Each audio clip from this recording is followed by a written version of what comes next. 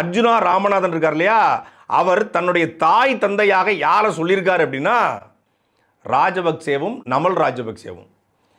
நமல் ராஜபக்சே என் தாய் தந்தை போன்றவர்னு சொல்ற ஒருத்தர் சீமானவர்களை புகழ்ந்தாத்தான் அது பிரச்சனை. ஒரு மாசத்துக்கு முன்னாடி ஒரு 20 நாள் இருக்கும், 20 நாளைக்கு முன்னாடி ஒரு இட பிரச்சனை, எங்க யாழ்ப்பாணத்தை ஒரு இட பிரச்சனையில இந்த அர்ஜுன ராமநாதன் ஒரு பெண்ணை நோக்கி துப்பாக்கி தூக்கி காட்டுறாரு. உன்னை சுட்டு போடுவ நாயே அப்படிங்கிறார், சுடுவன் நாயே அப்படிங்கிறாரு. அதுல யாழ்ப்பாண காவல்துறை இவரை கைது செய்து சிறைப்படுத்துது. இவர் கைதை கண்டித்து கண்டனம் தெரிவித்த ஆளு ராஜபக்சேவுடைய மகன் நமல் ராஜபக்சே.